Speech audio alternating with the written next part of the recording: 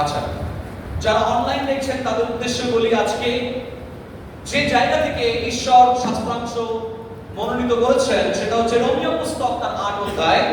এই ৮ অধ্যায়কে বলা হচ্ছে যে পবিত্র আত্মার একটি অধ্যায়। আর এই পবিত্র আত্মার পঞ্চম সপ্তমীর দিনকে আমরা তার উপরে ধ্যান করব।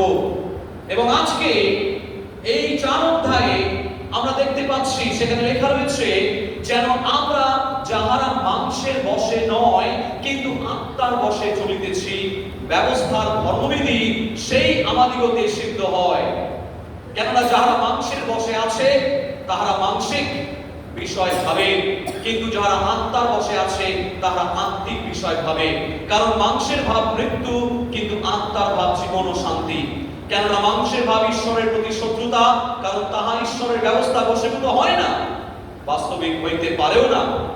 আর যাহারা মাংসের অধীনে থাকে তাহারা ঈশ্বরকে সন্তুষ্ট করিতে পারে না। ৯ পদে বলছে, কিন্তু তোমরা মাংসের অধীনে নও, আত্মার অধীনে রহিয়াছো। যদি বাস্তবিক ঈশ্বরের আত্মা তোমাদিগতে বাস করে, কিন্তু খ্রিস্টের আত্মা যাহার নাই সে খ্রিস্টের নয়। সাধু পৌল এই রোমীয় পুস্তক অত্যন্ত গভীর, এটাকে বলা হয় থিওলজিক্যাল ট্রিটাইস। মানে এটা একটা ঈশ্বরতাত্ত্বিক একটা গ্রন্থের মতো। কারণ রোমীয় পুস্তক যখন আমরা বাইবেল কলেজে পড়াই তখন আমরা অত্যন্ত গভীরভাবে এটাকে পড়াই। এর উপরে আমার আলাদা নোটও তৈরি করা আছে, এবং সেটা অবশ্যই গ্রিক থেকে তৈরি করা আছে। এবং আমি এই বিষয়গুলো যখন আমি পড়াই তখন অবশ্যই সেই গ্রিক ভাষাগুলোকে এক্সপ্লেন করি, যেগুলো আমি ভয় পাওয়ার কিছু কারণ নেই, এখানে এক্সপ্লেন করতে যাচ্ছি না। অনেক ভাষা রয়েছে, কিন্তু তার মধ্যে দুটো ভাষা একেবারে প্রকটভাবে এখানে উপস্থিত হয়েছে। সেটা হচ্ছে, আমি আজকের শিরোনাম দিয়েছি, প্রচারের শিরোনাম, স্পিরিট ভার্সেস ফ্লেশ।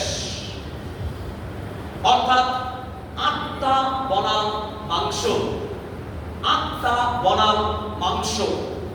এই স্পিরিট যে শব্দটা ব্যবহার করেছেন সাধু পৌল সেটা হচ্ছে নিউমা, আর মাংস যেটাকে বলা হচ্ছে সার্কিকস।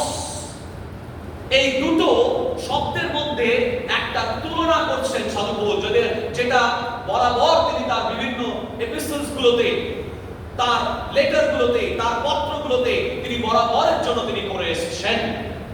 এবং এখানে আত্মা এবং মাংসের মধ্যে তফাৎ কোথায় সেই বিষয়টা নিয়ে এখানে আলোচনা হচ্ছে।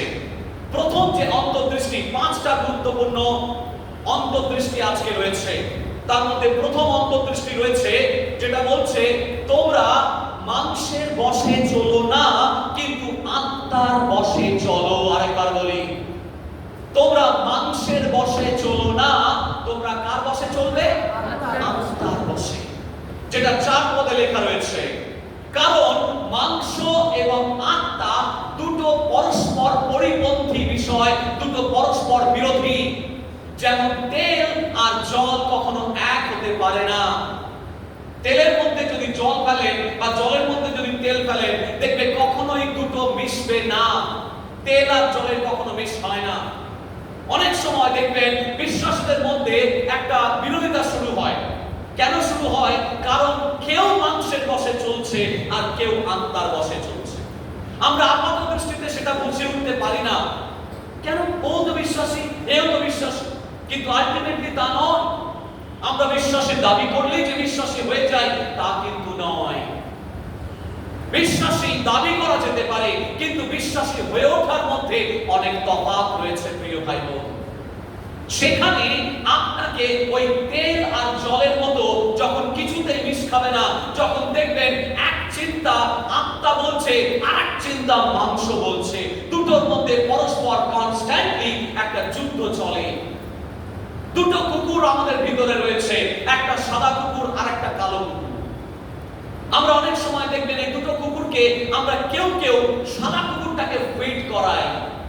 সাদা কুকুরটাকে হচ্ছে আত্মার প্রতীক, এবং সেই আত্মার প্রতীক, সেই আমি কুকুর বলতে আমি বলতে চাইছি আমাদের ভিতরে যে সত্তাটা আছে, সেই ভালো সত্তাটা অর্থাৎ আত্মিক সত্তাটাকে যদি আমরা বাইবেল পাঠ করাই, প্রার্থনা করি, ভালো চিন্তা করি, তাহলে দেখবেন সেই কুকুরটা ক্রমশ শক্তিশালী হয়ে যাচ্ছে। সেই কুকুরটাকে ভালো ভালো মাংস খাওয়াচ্ছেন, ভালো ভালো খেতে দিচ্ছেন, আপনি কি করছেন? আপনি তাকে ধ্যান করছেন, ঈশ্বরের বাক্য করছেন, আপনি নিয়মিত মণ্ডলীতে আসছেন, আপনি ভালো চিন্তা করছেন, ভালোভাবে জীবনযাপন করার চেষ্টা করছেন, আপনার সাদা কুকুরটা অনেক বেশি শক্তিশালী হয়ে যাবে। অনুভব একটু বাকি, আপনার শক্তিশালী হয়ে যাবে আপনার সাদা কুকুরটা।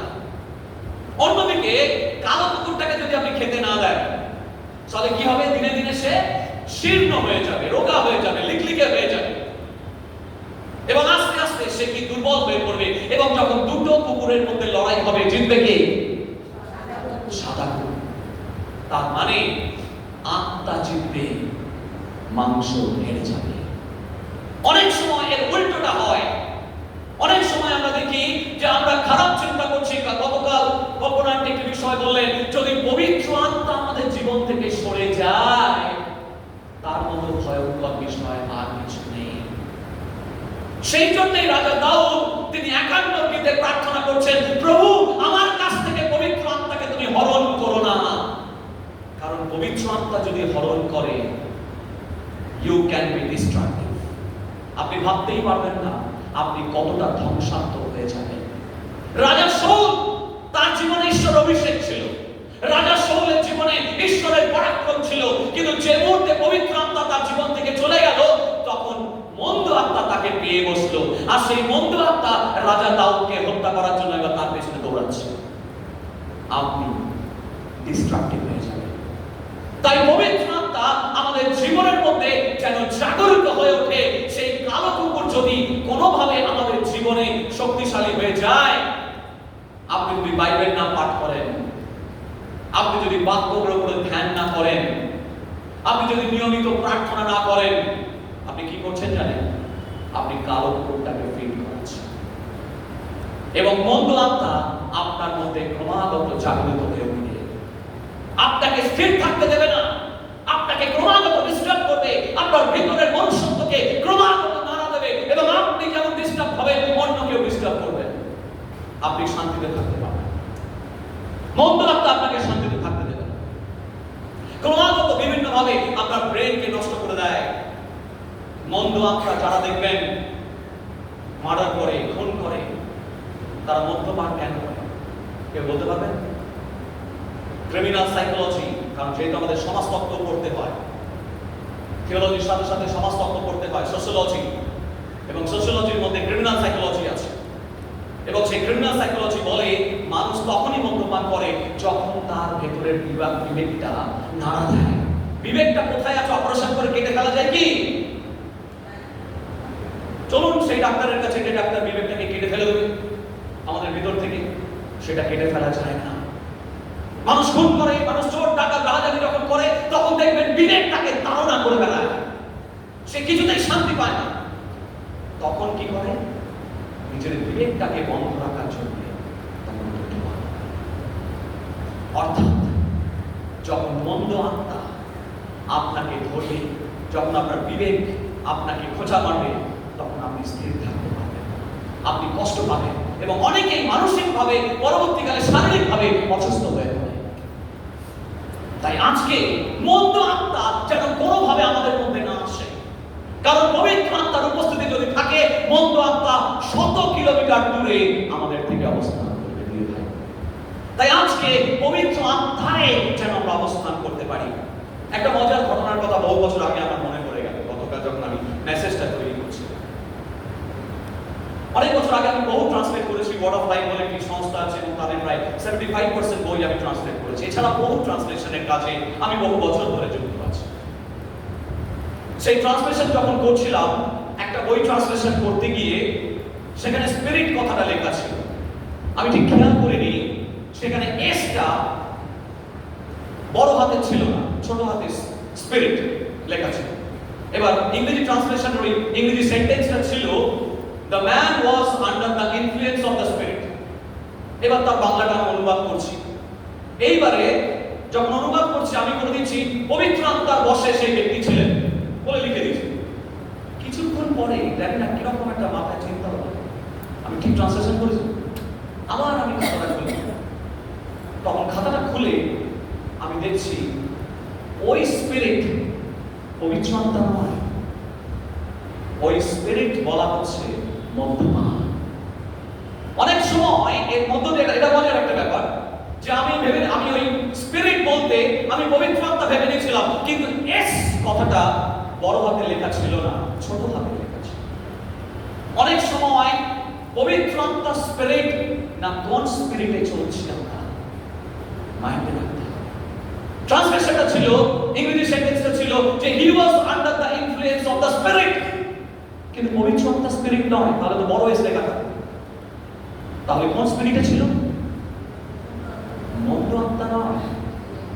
ওই স্পিরিট মানে হচ্ছে দেখবেন দোকানে অনেক সময় বাহার সব টবে দেখবেন লেখা থাকে স্পিরিট মানে মদ্যপান, নেশা।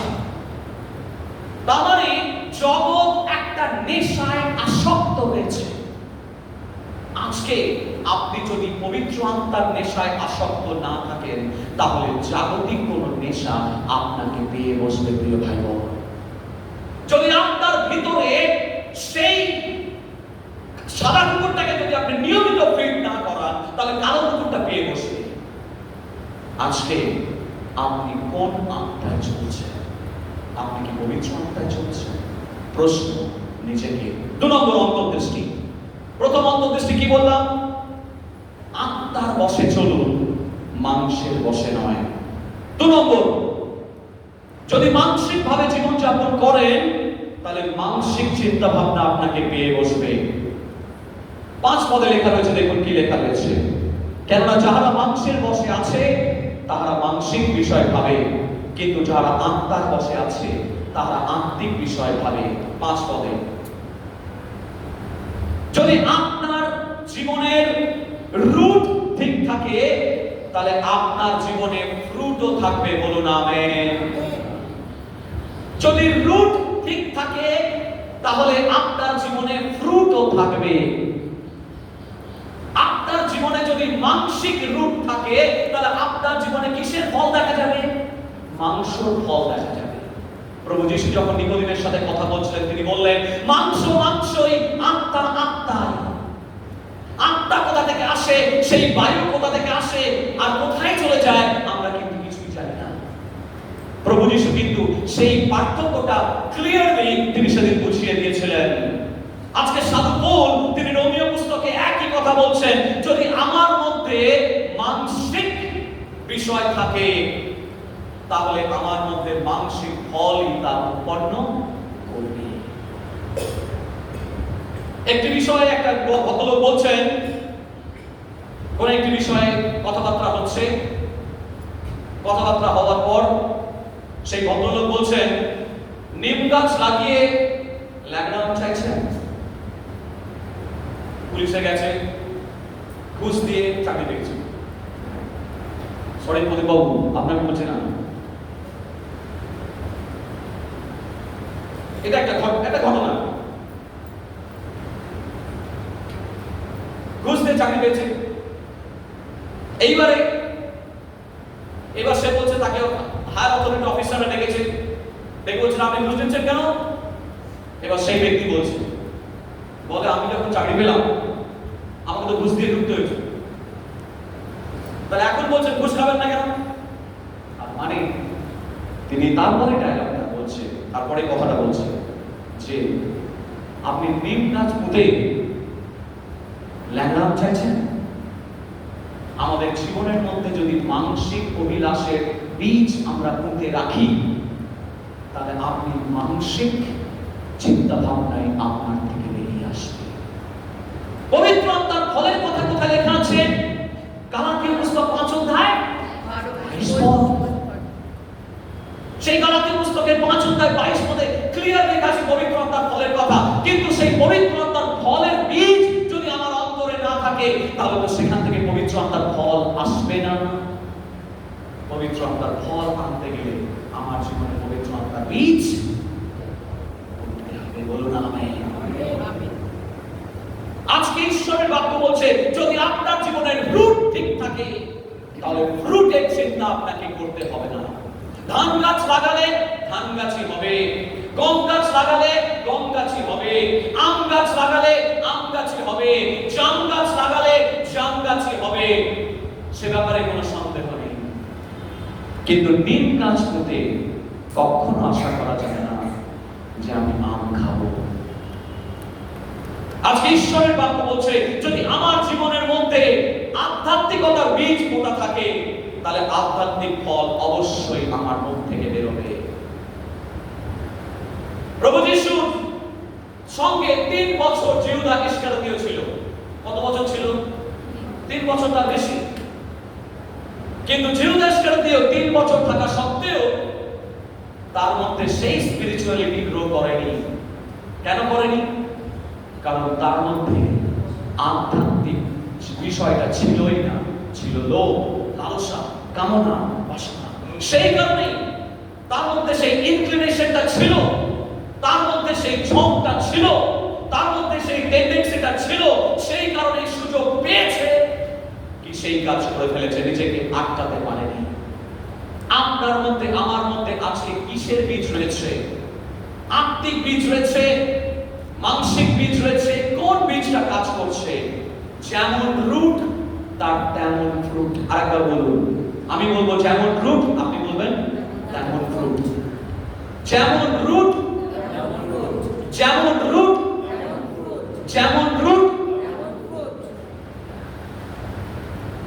ঈশ্বর মনে রাখবেন, আমাদের জীবনে তিনি রুটটাকে সঠিক করতে চান। ঈশ্বর আমাদের জীবনে সেই সঠিক জিনিসটা করতে চান। সুতরাং আমার এক পরিচিত, তিনি বলছেন, একজন একটা স্কুলে ভর্তি করতে গিয়ে তাকে বলা হচ্ছে, ওকে বাঁচিয়ে দেখুন, ও বাঁচবে, ওকে বাঁচিয়ে দেখুন, ও বাঁচবে। ঘন্টা বাজে। আমরা যখন হিন্দু ছিলাম তখনই কাঁসর ঘন্টা বাজাতাম, আমি পুজো করতাম, এসব ছিল। বাড়িতে কাঁসর ঘন্টা ছিল, ঘন্টা ছিল। তো কাঁসর ঘন্টা অনেক সময় কি হয়, ঠক ঠক ঠক ঠক করে অনেক সময় দেখবেন, যদি কাঁসর ঘন্টার ওই সাইডগুলো যদি ফেটে যায়, তাহলে দেখবেন ফাটার আওয়াজ বাজবে, কিন্তু ফাটার আওয়াজ। আর যদি নতুন হয় তাহলে বেশ ভালোভাবে বাজবে, সুর বেরোবে। কিন্তু যদি ফাটা থাকে তাহলে সেই ফাটার আওয়াজ বেরোবে। আজকে সাধু পৌল বলছেন, যদি আত্মার বশে বলিয়া না হই, তাহলে আমরা ঝমঝমকারী ঝমঝমকারী করতাল। শিয়ালদা অঞ্চলে, বামা স্ট্রিট অঞ্চলে দোলের দিনকে আমরা দেখতাম অনেক বিহারীরা সব আবির টাবির মারত, দোল খেলত, এবং একটা খোল করতাল নিয়ে আর একটা খঞ্জনি নিয়ে ঝাঁকামাকা ঝাঁকামাকা ঝাঁকামাকা ঝাঁকামাকা করছে। সবসময় খঞ্জনি বাজাচ্ছে, কোনো সুর টুর বেরোচ্ছে না, শুধু ঝাঁকামাকা ঝাঁকামাকা করছে। কি বাজাচ্ছে? তখন ছোট আমরা, ব্যাপারটা হচ্ছে সুর তাল যদি না থাকে তাহলে তার মধ্যে থেকে ঝাঁকামাকা ঝাঁকামাকা বেরোবে, কানে লাগবে, ঝমঝমকারী করতাল বেরোবে, কিন্তু সুর বেরোবে না। আজকে পবিত্র আত্মার আবেশে যখন থাকবো, আমাদের জীবনের মধ্যে দিয়ে সেই সুর বেরিয়ে আসবে। অনেক সময় দেখবেন, আমরা শুনেছি যে বিভিন্ন ধরনের নেশা আছে, তার মধ্যে একটা নেশা হচ্ছে ভাঙ। এবং বিভিন্ন এতে দেখবেন অনেকে ভাঙের নেশা করে, এবং সেই ভাঙের নেশায় আমি শুনেছি যে কেউ যদি কাঁদে তো কাঁদতেই থাকবে, কেউ যদি হাসে তো হাসতেই থাকবে। মানে যতক্ষণ ওই নেশার প্রভাব থাকবে সে সেটাই করে যাবে। আমাদের জীবনে যদি জাগতিক বা মানসিক নেশা থাকে, যতক্ষণ ওই বীজ বা তার নেশার প্রভাব থাকবে, সে সেটাই করে যাবে। আজকে সেই কারণে প্রিয় ভাই বোন, ঈশ্বর আমাদেরকে বলছেন, মানসিক অভিলাষ থেকে তোমরা দূরে থাকো, আত্মিক অভিলাষে পরিপূর্ণ হও বলে আমেন। 3 নম্বর, অন্তর্দৃষ্টি। এই 3 নম্বর অন্তর্দৃষ্টির মধ্যে আমরা 6 পদটা একবার দেখে নিই। 6 পদে কি বলছে? কারণ মাংসের ভাব মৃত্যু, কিন্তু আত্মার ভাব জীবন ও শান্তি। চিন্তা করুন, মাংসের ভাব মৃত্যু, কিন্তু আত্মার ভাব জীবনের দিকে পরিচালনা করে।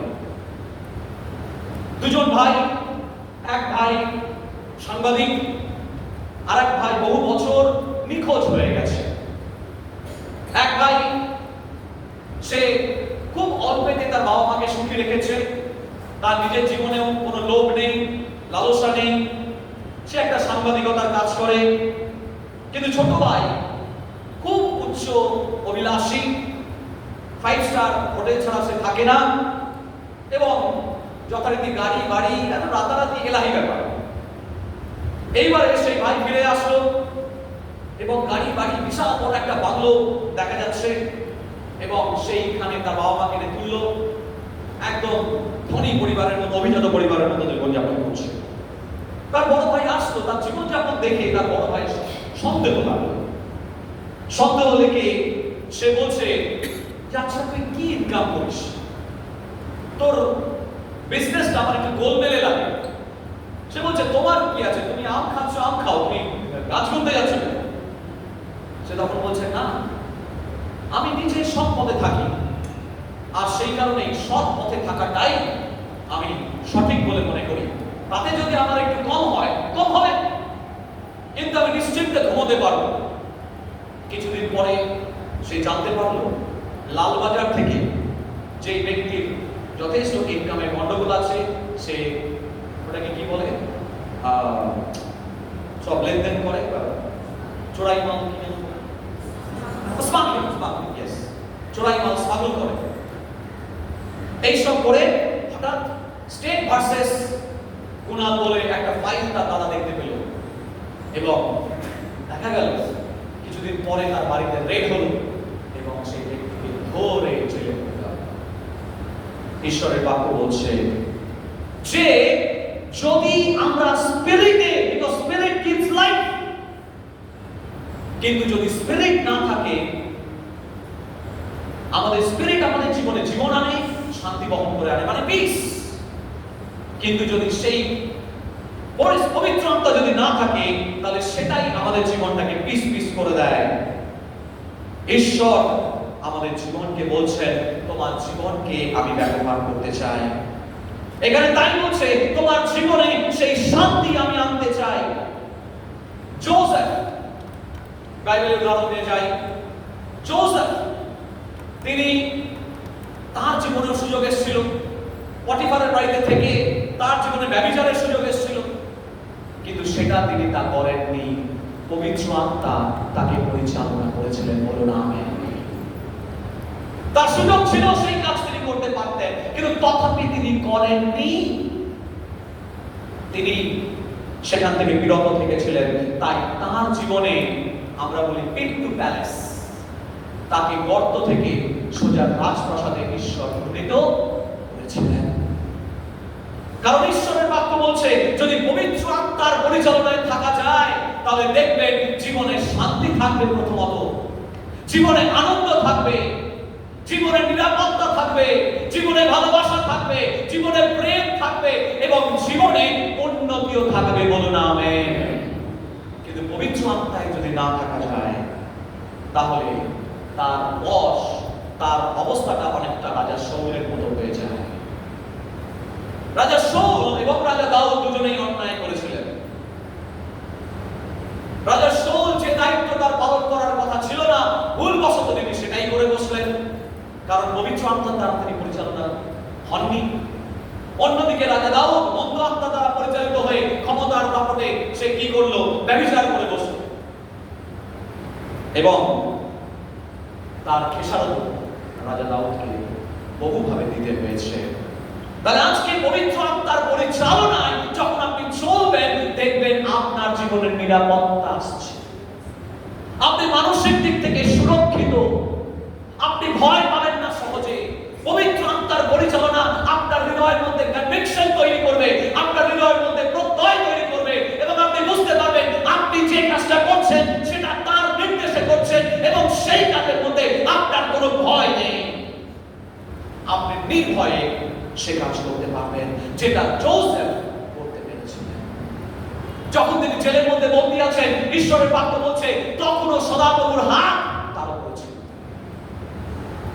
ঈশ্বর আপনাকে আশীর্বাদ করবে। 4 নম্বর অন্তর্দৃষ্টি, 4 নম্বর কথাটা লেখা রয়েছে 7 পদে, কেননা মাংসের ভাব ঈশ্বরের প্রতি শত্রুতা, কারণ তাহা ঈশ্বরের ব্যবস্থার বশীভূত হয় না, বাস্তবিক হইতেও পারে না।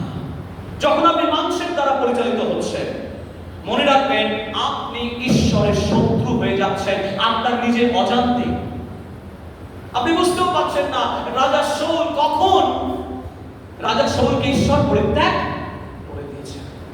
যখন আপনি ঈশ্বরের আত্মার দ্বারা গাইডেড হয়ে চলছেন না, তার ইচ্ছা মতো আপনি চলছেন না, আপনি নিয়মিত বাক্য পড়ছেন না, আপনি নিয়মিত প্রার্থনায় আসছেন না, আপনি নিয়মিত মণ্ডলীতে তার আরাধনা করার জন্য আসছেন না, মনে রাখবেন কখন আপনি আপনার অজান্তে ঈশ্বরের উপস্থিতিকে হারিয়ে ফেলছেন।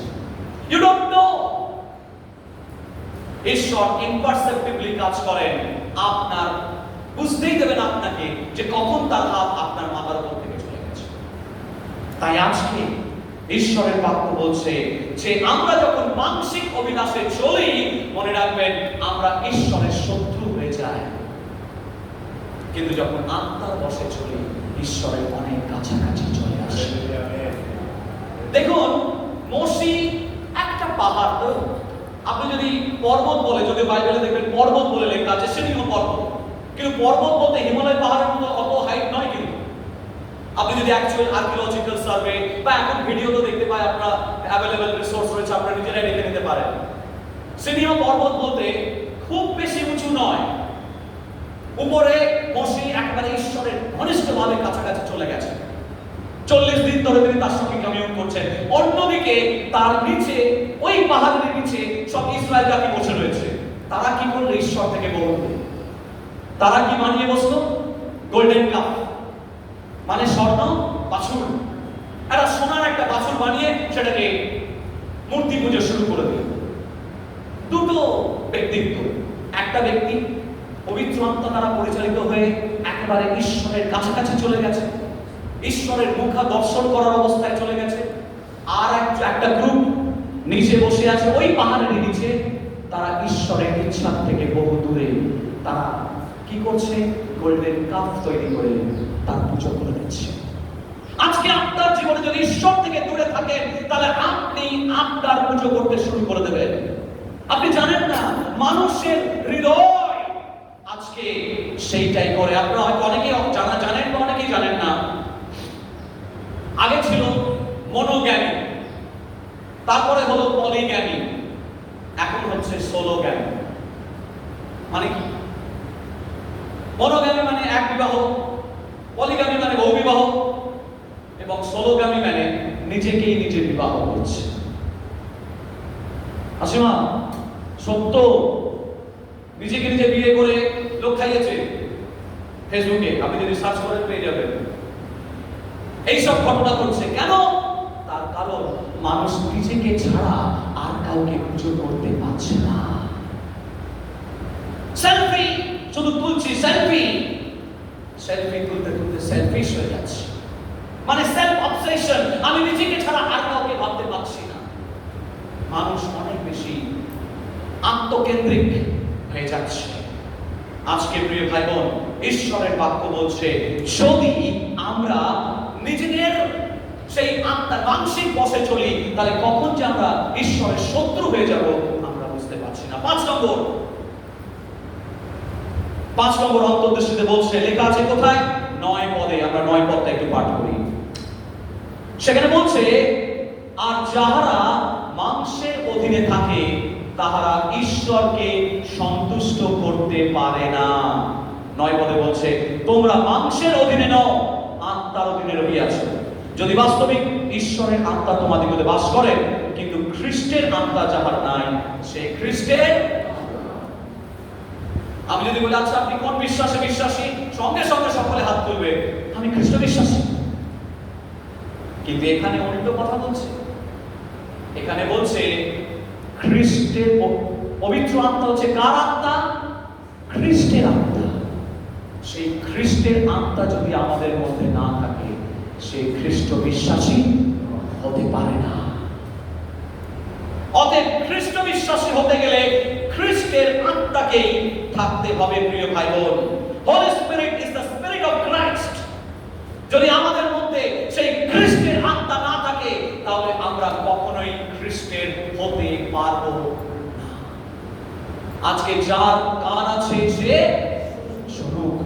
পবিত্র আত্মা মণ্ডলীগণকে কি কহিতেছেন? আপনার মধ্যে যদি খ্রিস্টের আত্মা না থাকে তাহলে আপনি খ্রিস্টের নন। দুটো স্পিরিট আমার কাছে বোর্ড থাকলে আপনি লিখে দেখে দিতাম, বুঝতে আর একটু সুবিধা হতো। একটা ছোট এস আর একটা বড় এস। আপনার জীবনে কোন এস আছে? কোন স্পিরিটে আপনি চলছেন? অর্থের স্পিরিটে চলছেন? নাম যশ প্রতিপত্তি স্পিরিটে চলছেন? আমার গাড়ি চাই, আমার বাড়ি চাই, আমার অমুক চাই, আমার তমুক চাই, আপনি সেই স্পিরিটের দ্বারা পরিচালিত হচ্ছেন? আপনি জগতের স্পিরিটের দ্বারা পরিচালিত হচ্ছেন, নাকি বড় এস পবিত্র আত্মার স্পিরিটের দ্বারা পরিচালিত হচ্ছেন? মনে রাখবেন, বড় এস পবিত্র আত্মার দ্বারা যদি পরিচালিত না হন তাহলে আপনি খ্রিস্টের নন। আপনার মধ্যে সেই মুদ্রাঙ্কিত হতে হবে। পবিত্র আত্মা আপনাকে কি করে? মুদ্রাঙ্কিত করে। একটা গল্প বলে শেষ করি। সেই মেষ অনেক গরু বাংলাদেশে যায়, আমরা জানি। প্রত্যেকটা গরু বা প্রত্যেকটা ঘোড়া, যারা যে সমস্ত জায়গায় ঘোড়া বিক্রি হয়, ইউরোপে ঘোড়া, যে সমস্ত জায়গায় ইরান, ইরাক, এসব জায়গায় উট যায়, সেই উট এবং তাদের প্রত্যেকটা এক একটা গ্রুপ আছে এবং রবার স্ট্যাম্পের মতো এক ধরনের ওই সিম, ওটাকে কি বলে, মুদ্রাঙ্কিত করার জন্য এক ধরনের গোল গোল চাকতি থাকে, যেখানে মালিকের নামটা খোদাই করা থাকে এবং সেটাকে গরম করা হয়। গরম করিয়ে একেবারে উট যদি বিক্রি হয়, সেটা যদি উটের গ্রুপ হয় তাহলে উটের পেছনে এরকম ভাবে একদম গেঁথে দেওয়া হয়, মানে একদম এমবস করে দেওয়া হয়, যাতে করে ওই গ্রুপের ওই এমবসিং দেখে লোকেরা বুঝতে পারবে এই গ্রুপের উট এগুলো, বা এই গ্রুপের ঘোড়া এগুলো, বা এই গ্রুপের গরু এগুলো। একদম সিম্বল একদম মেরে দেবে, ছাপ মেরে দেবে। আজকে পবিত্র আত্মা আমাদের মধ্যে ছাপ মারতে চাইছেন, বলুন আমিন। কিন্তু পবিত্র আত্মা কার ছাপ মারতে চাইছেন? তিনি খ্রিস্টের ছাপ মারবেন, বলুন আমিন। আমাদের জীবনের মধ্যে তিনি সেই খ্রিস্টের ছাপ মারবেন, আর সেই খ্রিস্টের ছাপটা পবিত্র আত্মার বাপ্তিস্মের মধ্য দিয়ে হয়, বলুন আমিন। আজকে কতজন যখন দেখবে মানুষ আপনাকে বুঝতে পারবে যে আপনি আর কারো নন, আপনি খ্রিস্টের দ্বারা মুদ্রাঙ্কিত হয়েছেন। পবিত্র আত্মা আপনাকে মুদ্রাঙ্কিত করেছেন। জগতের লোকরাও বুঝতে পারবে, মন্দ আত্মাও বুঝতে পারবে যে এ খ্রিস্টের দ্বারা পারচেজ হয়েছে, এ খ্রিস্টের নামাঙ্কিত রয়েছে, আর সেই কারণে মন্দ আত্মাও আপনার থেকে দূরে থাকবে। আজকে যদি আপনি নামাঙ্কিত হতে চান তাহলে প্রভুর কাছে হাঁটু গেড়ে আপনি প্রার্থনা করুন যে প্রভু, আমি জগতের দ্বারা নামাঙ্কিত হতে চাই না, আমি তোমার আত্মা দ্বারা নামাঙ্কিত হতে চাই। আসুন আমরা প্রার্থনা চাই। Thank you Jesus, thank you Jesus.